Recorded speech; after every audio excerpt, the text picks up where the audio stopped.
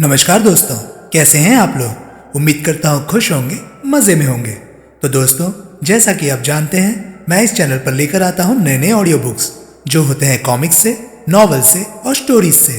अगर आपको ऐसे कंटेंट पसंद है तो प्लीज़ मेरे वीडियोज़ को लाइक करें और चैनल को सब्सक्राइब करें, क्योंकि मैं ऐसे कंटेंट लाता रहता हूँ।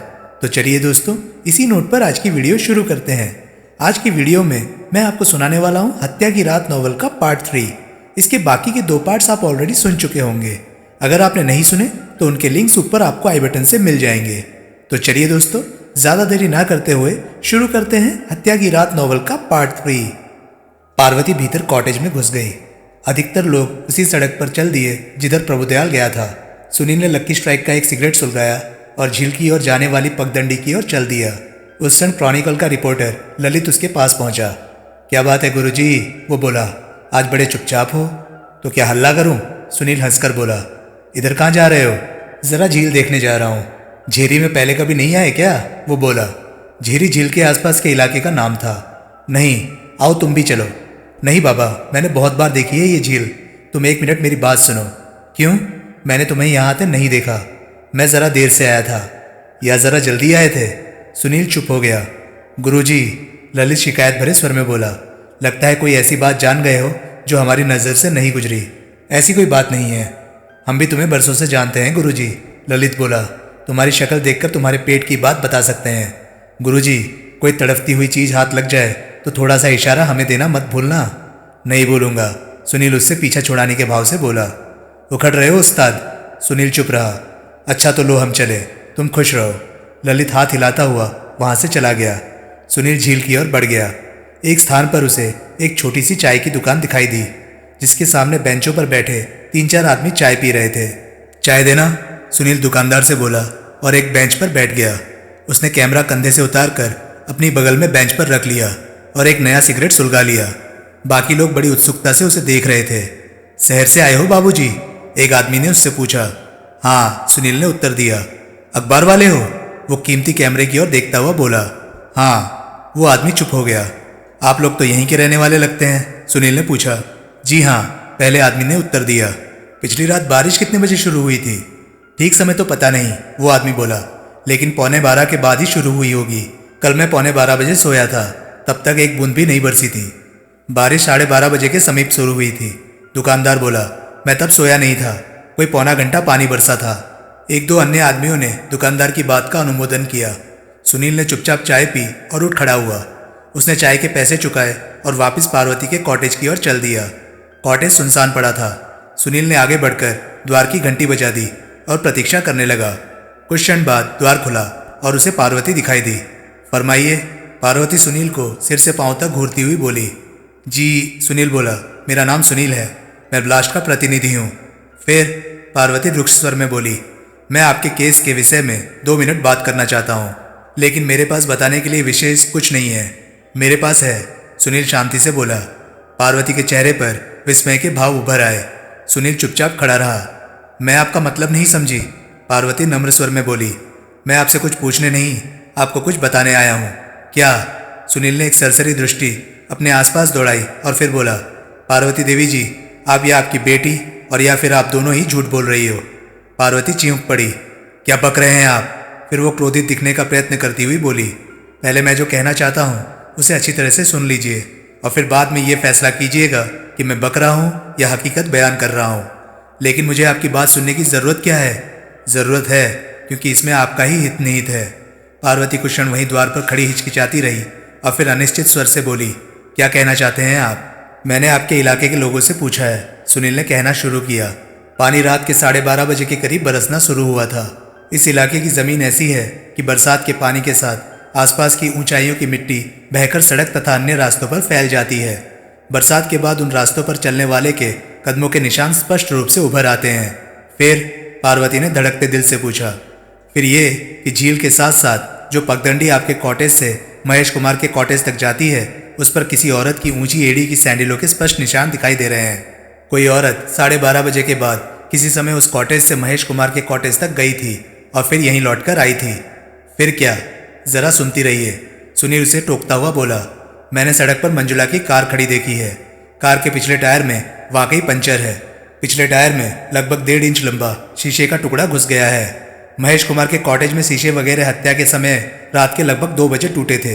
तभी चांदी के फ्रेम वाला शीशा खिड़की पर फेंककर मारा गया था और कांच और शीशे के टुकड़े बाहर राहदारी में फैल गए थे। उन्हीं में से शीशे का एक टुकड़ा टायर में घुस गया था। अगर आपके कथानुसार आपकी बेटी रात के 11 बजे ही घर लौट आई होती तो न टायर में उस शीशे का टुकड़ा घुस पाता जो 2 बजे टूटा, और ना ही मिट्टी भरी सड़क पर कार के टायरों के निशान दिखाई देते, क्योंकि बारिश 12:30 बजे शुरू हुई थी।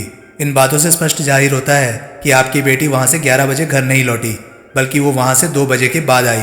आप किसी विशेष कारणवश झूठ बोल रही हैं कि मंजुला महेश कुमार की हत्या से बहुत पहले वापस यहाँ पहुंच चुकी थी।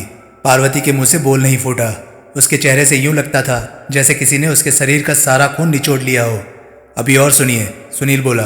किसी औरत के ही सैंडलों के निशान महेश कुमार के कॉटेज से सड़क पर पंचर हुई कार तक और कार से महेश कुमार के कॉटेज तक बने हुए हैं, और फिर वैसे ही निशान कार से आपके कॉटेज तक बने हुए हैं। इन निशानों से प्रकट होता है कि मंजुला कार पंचर हो जाने के बाद वापस पैदल महेश कुमार के कॉटेज में गई, फिर वापस कार तक आई और फिर पैदल ही चलती हुई वापस यहाँ कॉटेज में पहुंच गई। आपके ख्याल से कार पंचर हो जाने के बाद मंजुला फिर महेश कुमार के कॉटेज में क्यों गई? पार्वती उत्तर देने की स्थिति में नहीं थी। रिवॉल्वर देखकर आप बुरी तरह से चौंकी थी। क्या आप उस रिवॉल्वर को पहचानती हैं? पार्वती चुप रही। देखिए पार्वती जी, सुनील समझाने के भाव से बोला, मैं कोई सरकारी आदमी नहीं हूँ। मुझे आप कुछ बताएं या ना बताएं, इससे कोई फर्क नहीं पड़ता। मैं आपको जो कुछ बता रहा हूँ आपके हित के लिए बता रहा हूँ। आप इंस्पेक्टर प्रभुदयाल को नहीं जानती हैं। मैं उसे अच्छी तरह से जानता हूँ। वो एक बहुत ही योग्य पुलिस ऑफिसर है कि इसकी तफ्तीश के दौरान में कोई सूत्र उसकी पैनी नज़र से छुपा नहीं रहता है। जो कुछ मैं जानता हूँ वो सब अधिक से अधिक 2 घंटे में प्रभुदयाल भी जान जाएगा। इसलिए आप अच्छी तरह से सोच लीजिए कि किसी प्रकार का झूठ बोलना आपके लिए या आपकी बेटी के लिए हितकर हो सकता है या नहीं। कहीं ऐसा ना हो आपका गलत बयान आप लोगों का बचाव करने की जगह आप लोगों को और फंसा दे। हे भगवान, पार्वती कांपती आवाज़ से बोली। मैं तो सब कुछ बड़ा आसान समझ रही थी। क्या? पार्वती कुछ क्षण चुप रही और फिर एकदम निर्णायक स्वर में बोली, कुछ नहीं। आपकी शैरलॉक होम्स जैसी खोजबीन का महत्व जासूसी उपन्यासों में हो सकता है, वास्तविक जीवन में नहीं। जूतों के निशान ही होते हैं, उंगलियों के निशान नहीं जो किताब की तरह पढ़े जा सके। पुलिस 1000 सालों में भी ये सिद्ध नहीं कर सकती कि वे निशान मेरी या मेरी बेटी के जूतों के हैं। और उस शीशे के टुकड़े के विषय में आपका क्या ख्याल है जो कार के पहिए में धंसा पाया गया है? वो कोई बहुत तगड़ा सबूत नहीं है। ये बहुत तगड़ा सबूत है, सुनील बोला। होगा, पार्वती लापरवाही से बोली। आपकी नज़र में, मेरी नज़र में नहीं। और वो रिवॉल्वर? पार्वती नजरें चुराने लगी। अगर पुलिस ये सिद्ध करने में सफल हो गई कि हत्यारी आपकी बेटी है तो आप क्या करेंगी? सुनील ने सीधा प्रश्न किया। ऐसा नहीं हो सकता। मंजुला ने महेश कुमार की हत्या नहीं की है। लेकिन मान लीजिए पुलिस की तफ्तीश में ऐसा सिद्ध हो जाता है तो भी कुछ नहीं होगा। मैं मंजुला की माँ हूँ। जब तक मैं जिंदा हूँ उस पर कोई आंच नहीं आएगी। मैं मंजुला की हर बला अपने सिर पर ले लूँगी। अगर ज़रूरत पड़ी तो मैं कह दूंगी कि मैंने महेश कुमार की हत्या की है। आप ऐसा कहेंगी? सुनील हैरान होकर बोला। कहूँगी नहीं, लेकिन अगर ज़रूरत पड़ी तो ऐसा कहने से हिचकूंगी नहीं। आप झूठ बोलेंगी? हाँ। जानती हैं इसका नतीजा क्या होगा? पार्वती चुप रही। आप फांसी पर लटक जाएंगी और फिर राह चलते लोग मंजुला की ओर उंगली उठाकर कहा करेंगे कि ये वही लड़की है जिसकी माँ हत्या के आरोप में फांसी पर लटका दी गई थी। नहीं, पार्वती घबरा कर बोली। इसलिए पार्वती देवी जी, सुनील शांति से बोला, झूठ का सहारा लेने का ख्याल छोड़ दीजिए। सच का दामन थामिए। इसी में आप लोगों की भलाई है। अगर आपकी बेटी ने महेश कुमार की हत्या की है तो उसे यह तथ्य स्वीकार करने दीजिए। अपने सम्मान की रक्षा के लिए किसी राक्षस की हत्या कर देना कोई अपराध नहीं है। आप खुद सच बोलिए और उसे सच बोलने दीजिए। सब ठीक हो जाएगा। आप उसे झूठ बोलने के लिए प्रेरित करेंगी या खुद झूठ बोलेंगी तो मैं आपको यकीन दिलाता हूँ प्रभुदयाल आपको छोड़ेगा नहीं। मुझे आपसे केवल इतना ही कहना था। अगर मेरी सहायता से आपका कुछ हित हो सकता हो तो मुझे कहने से हिचकिचाइएगा नहीं। नमस्ते। और सुनील बिना पार्वती की ओर दृष्टिपात किए वहां से चल दिया। पार्वती की भयभीत नजरें कितनी ही दूर तक उसका पीछा करती रहीं। लगभग 12:30 बजे सुनील ने अपनी मोटरसाइकिल यूथ क्लब के कंपाउंड में ला खड़ी की। अपनी 7.5 हॉर्स पावर की मोटरसाइकिल पर झेरी से लेकर राजनगर में स्थित यूथ क्लब तक का 70 मील का फासला तय करने में उसे 1.5 घंटा लगा था। वो क्लब के भीतर घुस गया। रिसेप्शन काउंटर पर उस समय एक वेटर बैठा था। सुनील को देखते ही उसके होंठ मुस्कुराहट के रूप में एक कान से दूसरे कान तक फैल गए। सलाम साहब, वो बोला। सुनील ने सिर हिलाकर अभिवादन का जवाब दिया और बोला, रमाकांत कहाँ है? ऊपर अपने बेडरूम में है साहब। जाग गया है? हाँ साहब। सुनील रमाकांत के बेडरूम की ओर जाने वाली सीढ़ियों की ओर बढ़ गया। रमाकांत की यूथ क्लब राजनगर की सबसे रंगीन और सबसे आधुनिक क्लब थी। यूथ क्लब के रंगारंग प्रोग्राम और हंगामे राजनगर के उच्च वर्ग के लिए बहुत बड़ा आकर्षण थे। क्लब के सदस्य तो बहुत कम थे, लेकिन सदस्यों से 4 गुना अधिक संख्या सदस्यों के मेहमानों की हो जाती थी। रमाकांत क्लब का अकेला ऑर्गेनाइजर था, इसलिए कभी भी रात के 3 बजे से पहले सो नहीं पाता था और इसी कारण वो साधारणतया दोपहर हो जाने के बाद ही सोकर उठता था। सुनील उसके बेडरूम में पहुंच गया। रमाकांत शानदार चाइना सिल्क का गाउन पहने हुए एक कुर्सी पर बैठा हुआ था। उसके एक हाथ में अखबार था और दूसरे में चाय का कप था। आओ प्यारियो, सुनील को देखते ही वो प्रसन्नतापूर्ण स्वर से बोला। आए, सुनील बोला और उसके सामने की कुर्सी पर बैठ गया। चाय पियोगे? रमाकांत ने पूछा। ऑमलेट भी खाऊंगा, सुनील बोला। मैंने चाय के लिए पूछा था, मुझे भूख लगी है तो ज़रा उठकर वेटर को आवाज़ दो ना, मैं थका हुआ भी हूँ। अगर सर्विस मेरे से करवाओगे, रमाकांत उठता हुआ बोला, तो चाय और ऑमलेट के पैसे तुम्हारे अकाउंट में लिख दिए जाएंगे। सुनील हंस पड़ा। मैं मजाक नहीं कर रहा हूँ, रमाकांत बोला। मजाक के लिए तो प्यारे लाल बड़ी ऊंची काबिलियत की ज़रूरत होती है। वो कहाँ है तुम में? तो क्या मैं पागल हूँ? रमाकांत आंखें निकाल कर बोला। तुम्हारा अपना क्या ख्याल है इस बारे में? सुनील ने पूछा। माइया में जुलाई दिया मस्करियाँ माँ बहन नाल। सुनील हंसा। अच्छी बात है, रमाकांत बोला। वो कमरे से बाहर निकला और सीढ़ियों की रेलिंग पर लटक कर नीचे आवाज़ देता हुआ बोला, चंदन, चाय और ऑमलेट भिजवाना और पैसे सुनील साहब के नाम लिख देना। अबे ये क्या कर रहा है? सुनील हड़बड़ाकर बोला। अरे मेहमानों से पैसे वसूल कर रहा है। रमाकांत वापस अपनी कुर्सी पर आ बैठा और बड़े दार्शनिक स्वर से बोला, दरअसल मैं पागल हो गया हूँ। सुनील ने एक सिगरेट सुलगा ली और बोला, जब अकल आ जाए तो बताना, फिर मैं तुम्हें किस्सा 3.5 यार सुनाऊंगा। और वो आराम से सिगरेट के कश लेने लगा। कोई केस है प्यारे हो? रमाकांत एकदम चौकन्ना होकर बोला। हाँ। कैसा? हत्या। किसकी? नगर के एक बहुत बड़े उद्योगपति के लड़के की। नाम? महेश कुमार। मैं जानता हूँ उसे। रमाकांत एकाएक दिलचस्पी लेता हुआ बोला। किसने मारा उसे? पता नहीं। माजरा क्या है? पहले तुम्हारे होश ठिकाने आ जाए फिर सुनाऊंगा। होश ठिकाने हैं, तुम शुरू हो जाओ। तो सुनो, 1 मिनट ठहरो। सुनील रुक गया। रमाकांत ने अपने गाउन की जेब में से 4 मीनार का पैकेट निकालकर उसमें से एक सिगरेट सुलगाया और फिर सिगरेट के लंबे लंबे 2-4 कश लेने के बाद बोला, अब कहो। किस्सा यूं है। और सुनील ने उसे शुरू से आखिर तक की सारी घटना कह सुनाई। इससे तो ऐसा लगता है कि बेटी ने हत्या की है और माँ उसे कवर करने की कोशिश कर रही है। अंत में रमाकांत बोला। हाँ, सुनील बोला। मेरा अपना भी यही ख्याल है कि हत्या बेटी ने की है, लेकिन माँ ये दावे के साथ कहती है कि बेटी 11 बजे के करीब घर लौट आई थी, फिर दोबारा कहीं नहीं गई थी। अगर माँ अपनी इस बात पर अड़ी रही तो बेटी तो शायद बच जाए, लेकिन माँ फंस जाएगी, क्योंकि माँ और बेटी में से एक तो जरूर ही बारिश हो चुकने के बाद फिर महेश कुमार के कॉटेज पर गई है। और तफ्तीश प्रभुदयाल कर रहा है। हाँ, वो विशेष रूप से यहाँ से भेजा गया है। फिर तो वो माँ बेटी को छोड़ेगा नहीं। सुनील चुप रहा। तुम मुझसे क्या चाहते हो? पुलिस ने मंजुला की कार के पास की झाड़ियों में से एक रिवॉल्वर बरामद की है। तुम ये पता लगाने की कोशिश करो कि क्या हत्या उसी से हुई है। अगर हाँ, तो वो रिवॉल्वर किसकी है? और ये कि हत्या किस समय हुई थी? प्रभुदयाल डॉक्टर साथ लेकर गया था। लाश के टेम्परेचर से डॉक्टर ने कोई गोलमाल आइडिया तो लगा ही लिया होगा। हो जाएगा। और मैं मंजुला की कार के आसपास कदमों के निशान वगैरह देख ही रहा था तो प्रभुदयाल आ गया था, इसलिए मुझे वहाँ से हट जाना पड़ा था। बहुत संभव है जल्दबाजी में कोई बात मेरी समझ में ना आई हो। तुम ये जानने की कोशिश करो कि क्या प्रभुदयाल ने वहाँ कोई विशेष बात देखी है। और सबसे महत्वपूर्ण बात यह है कि तुम ऐसे सब लोगों की जानकारी हासिल करने की कोशिश करो जो महेश कुमार से उसके कॉटेज पर मिलने आते हैं। महेश कुमार के नौकरों और स्थानीय लोगों से इस विषय में काफ़ी जानकारी हासिल की जा सकती है। मेरे ख्याल से ऐसे लोगों में शहर की नौजवान लड़कियों की तादाद ज़्यादा होगी। प्रतापचंद का कहना है कि महेश कुमार के पास शहर से बहुत लड़कियां आया करती थी। और सुनील कुछ क्षण सोचता रहा और फिर बोला, 14 महात्मा गांधी रोड पर राजकुमार नामक एक वकील रहता है। वो मंजुला का मित्र है। तुम जानने की कोशिश करो कि वो कैसा आदमी है और मंजुला से उसके कैसे संबंध है। अच्छा, और कुछ? फिलहाल बस। अब एक मेरे सवाल का जवाब दो। पूछो, ये सब तुम किसके लिए कर रहे हो? क्या मतलब? मतलब ये कि माँ बेटी में से किसी ने तुमसे सहायता की मांग की है? नहीं, मैं किसी व्यक्ति विशेष की खातिर इस केस में दिलचस्पी नहीं ले रहा हूँ। मैं जो कुछ कर रहा हूँ अपने अखबार के लिए कर रहा हूँ। सच कह रहे हो? रमाकांत संदिग्ध स्वर में बोला। हाँ, यानी कि नगदों का कोई चक्कर नहीं, कतई कोई चक्कर नहीं। फिर तो लानत है तुम पर। उसी क्षण वेटर ट्रे लेकर कमरे में प्रविष्ट हुआ। मंजुला परेशान थी। वो 14 महात्मा गांधी रोड पर स्थित राजकुमार के छोटे से फ्लैट में बैठी उसकी प्रतीक्षा कर रही थी। वो 11 बजे ही राजकुमार के फ्लैट पर पहुंच गई थी। राजकुमार ने उसे अपने फ्लैट की चाबी दे रखी थी, इसलिए वो भीतर आ बैठी थी। 4 बजने को थे, लेकिन अभी तक राजकुमार वापस नहीं लौटा था। राजनगर पहुंचने के बाद वो एक चक्कर कचहरी का भी लगा आई थी, लेकिन राजकुमार उसे वहां भी दिखाई नहीं दिया था।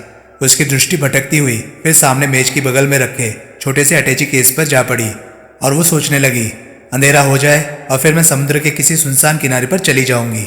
और उसी क्षण फ्लैट का द्वार खुला और 2 सिपाहियों के साथ इंस्पेक्टर प्रभुदयाल भीतर प्रविष्ट हुआ। मंजुला घबराकर उठ खड़ी हुई। फिर सिपाहियों के पीछे उसे राजकुमार भी दिखाई दिया। मंजुला की जान में जान आई। बैठिए इंस्पेक्टर साहब, राजकुमार बोला। प्रभुदयाल एक कुर्सी पर बैठ गया। मंजुला भी बैठ गई। सिपाही खड़े रहे। मंजुला, राजकुमार भी बैठता हुआ बोला, ये इंस्पेक्टर प्रभुदयाल है। ये मुझे रास्ते में मिल गए थे।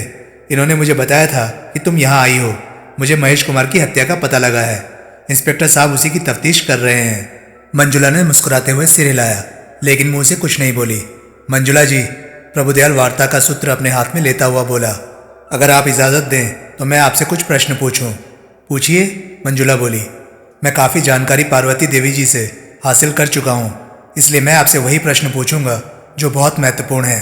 पूछिए जी। आपकी मम्मी की कथानुसार आप रात को 11 बजे घर लौट आई थी, क्या ये सच है? जी हाँ। उसके बाद आप दोबारा महेश कुमार के कॉटेज पर नहीं गई थी? नहीं। और आपकी मम्मी? वो भी नहीं। श्योर? श्योर। लेकिन आप तो आते ही सो गई थी।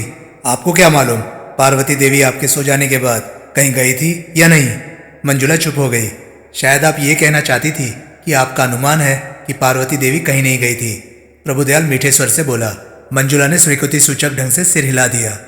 देखिए मंजुला जी, प्रभु बोला, अब मैं आपको कुछ तथ्य बताता हूँ जो तफ्तीश के दौरान मेरे सामने आए हैं। पिछली रात को बारिश हो चुकने के बाद शायद आप महेश कुमार के कॉटेज से कार पर रवाना हुई। रास्ते में आपकी कार पंचर हो गई। आप कार से उतर गई और उसके बाद आप पैदल घर चली आई, ठीक है? जी हाँ। लेकिन कदमों के निशान जाहिर करते हैं कि कार पंचर हो जाने के बाद आप फिर महेश कुमार के कॉटेज तक वापस गई, फिर वहां से लौटकर कार तक आई और फिर अपने कॉटेज की ओर चल दी। लेकिन मैं दोबारा लौटकर महेश कुमार के कॉटेज की ओर नहीं गई। मंजुला विरोधापूर्ण स्वर से बोली। आपका अनुमान निराधार है। मान लिया, प्रभु बोला। अब दूसरी बात सुनिए। जराने जूतों के निशान हमें झील के किनारे किनारे आपके और महेश कुमार के कॉटेज के बीच में फैली पगडंडी पर मिले हैं। क्या आप अपने कॉटेज पर पहुंचने के बाद पगडंडी के रास्ते दोबारा महेश कुमार के कॉटेज पर गई थी? नहीं इंस्पेक्टर साहब, मैं आपको पहले ही बता चुकी हूँ कि मैं एक बार अपने कॉटेज पर पहुंचने के बाद दोबारा कहीं नहीं गई। रास्ते का सवाल ही नहीं है। तो फिर आपके सो जाने के बाद आपकी मम्मी चुपचाप महेश कुमार के कॉटेज पर गई होंगी, फिर वे कॉटेज से आपकी कार तक आई होंगी और वापस कॉटेज पर गई होंगी और अंत में फिर झील के रास्ते अपने कॉटेज पर लौट आई होंगी। मंजुला चुप रही। क्या यह संभव हो सकता है? मुझे क्या मालूम, आप सोचिए तो। मेरे ख्याल से ऐसा संभव नहीं। अगर मम्मी रात को महेश कुमार के कॉटेज गई होती तो वे इस तथ्य को छुपाती नहीं। ऑल राइट, प्रभुदयाल बोला। अब जरा ये देखिए। और प्रभुदयाल ने एक 38 कैलिबर की रिवॉल्वर निकालकर मेज पर रख दी। रिवॉल्वर पर नजर पड़ते ही राजकुमार चौंक पड़ा। ये रिवॉल्वर? वो बोला।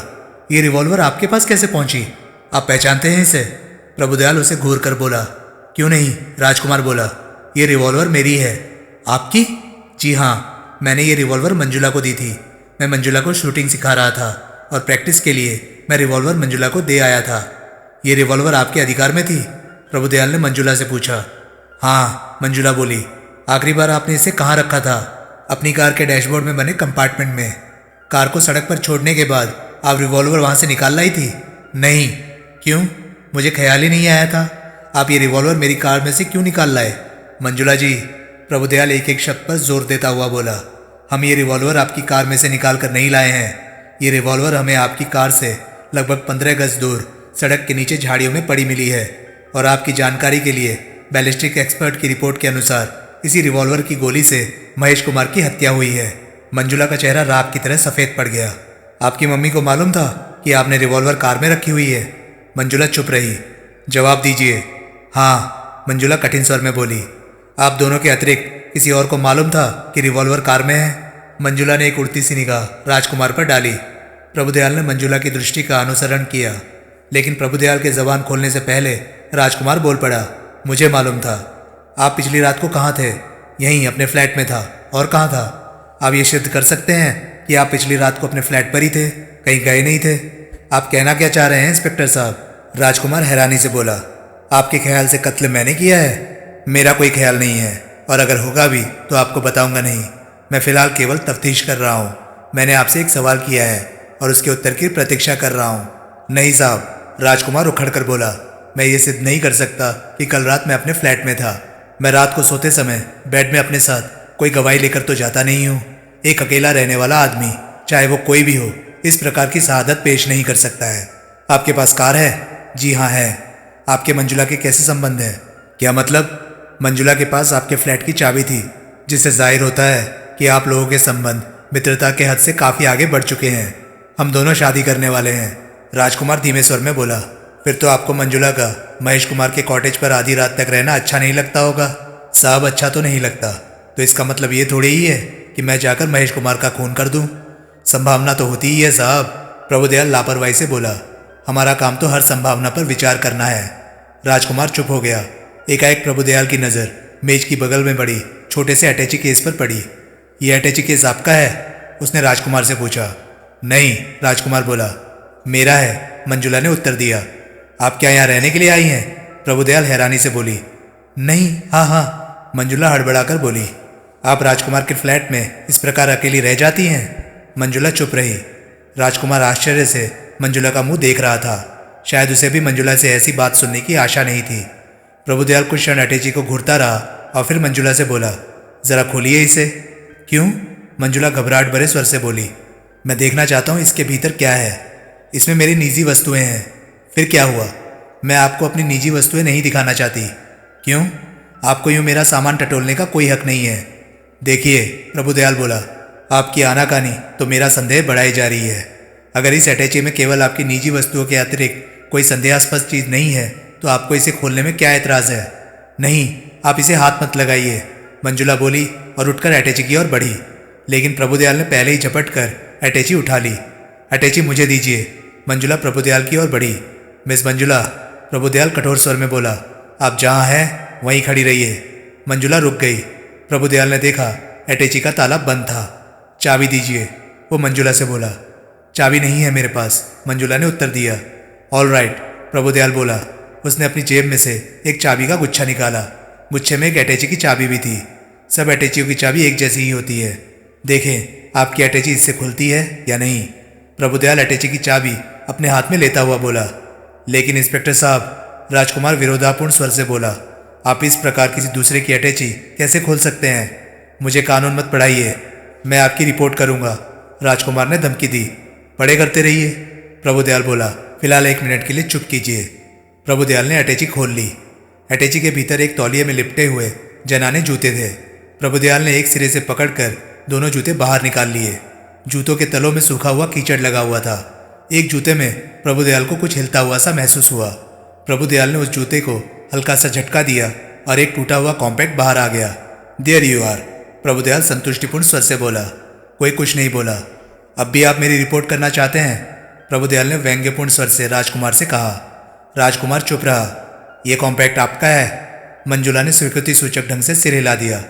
प्रभु ने कॉम्पैक्ट खोला। भीतर ढक्कन में लगा हुआ शीशा टूटा हुआ था और गोलाई में शीशे के कई टुकड़े गायब थे। प्रभुदयाल ने अपनी जेब में से एक लिफाफा निकाला। लिफाफे में शीशे के कुछ टुकड़े थे। प्रभुदयाल ने सावधानी से एक एक टुकड़ा उठाकर कॉम्पैक्ट के शीशे के टूटे हुए भागों में मैच करना आरंभ कर दिया। थोड़ी ही देर में उसने लिफाफे के सारे टुकड़े कॉम्पैक्ट के ढक्कन में लगा दिए और ढक्कन में पूरा शीशा बनकर तैयार हो गया। प्रभुदयाल ने संतुष्टिपूर्वक ढंग से सिर हिलाया और बोला, जो शीशे के टुकड़े मैंने लिफाफे में से निकाले हैं वे हमने महेश कुमार के कॉटेज में फैले कांच और बड़े शीशे के ढेर में से चुने हैं। इससे आप क्या सिद्ध करना चाहते हैं? राजकुमार बोला। इससे मैं ये सिद्ध करना चाहता हूँ कि ये कॉम्पैक्ट हत्या के समय टूटा है और उस समय मंजुला महेश कुमार के कॉटेज में थी। वाह साहब, ये क्या दलील हुई? संभव है कोई दूसरा आदमी केवल मंजुला को फंसाने के लिए कॉम्पैक्ट वहाँ फेंक आया हो। मान लिया, प्रभुदयाल बोला। फिर इस टूटे हुए कॉम्पैक्ट को वहाँ से उठाकर कौन लाया? हमें तो ये मंजुला के अधिकार में मिला है और ये कहती है कि वे दोबारा महेश कुमार के कॉटेज पर गई नहीं। राजकुमार चुप हो गया। ये जूते आपके हैं? प्रभु मंजुला को जूते दिखाता हुआ बोला। देखिए, झूठ ना बोलिएगा, नहीं तो आपके लिए ये बताना और भी मुश्किल हो जाएगा कि ये जूते आपकी अटैची में कैसे आए। ये जूते मम्मी के हैं। मंजुला मरे स्वर से बोली। आप ज़रा पहनिए इन्हें। पहनने की ज़रूरत नहीं, मंजुला बोली। मेरे और मम्मी के जूतों का एक ही साइज़ है, ये जूते मुझे फिट आएंगे। क्या आप सुबह सवेरे इसलिए राजनगर से यहाँ आई थी कि आप जूतों को और कॉम्पैक्ट को कहीं ठिकाने लगा दें ताकि ये पुलिस के हाथ ना आने पाए? मंजुला ने उत्तर नहीं दिया। उसी क्षण प्रभुदयाल की दृष्टि राजकुमार के पैरों पर पड़ी। आपके पाँव बहुत छोटे हैं साहब, प्रभुदयाल बोला। जी, राजकुमार घबरा गया। मैंने कहा आपके पाँव बहुत छोटे हैं। जी हाँ, मेरे ख्याल से तो ये जूते आपको भी फिट आ जाएंगे। संभव है, राजकुमार लापरवाही से बोला। ज़रा पहनिए तो। आप मजाक कर रहे हैं? मजाक नहीं, मैं आपसे प्रार्थना कर रहा हूँ कि आप ज़रा ये जूते पहन लीजिए। मैं नहीं पहनूंगा। आपको क्या ऐतराज़ है? ऐतराज़ कुछ नहीं है, लेकिन बेवकूफ़ी भरी हरकतें मुझे पसंद नहीं। तो दोस्तों, ये था हत्या की रात नॉवल का पार्ट 3। आपको ये पार्ट कैसा लगा? प्लीज़ अपनी राय कमेंट सेक्शन में मुझे ज़रूर बताइएगा। और हाँ, अगर आपको मेरे वीडियोस पसंद आ रहे हैं तो प्लीज़ उन्हें लाइक कीजिए और चैनल को सब्सक्राइब कीजिए, क्योंकि मैं ऐसे कंटेंट लाता रहता हूँ। तो चलिए दोस्तों, मैं मिलता हूँ अब आपसे अगली वीडियो में। तब तक के लिए नमस्कार, गुड बाय, सेफ रहिए, खुश रहिए, मज़े करिए।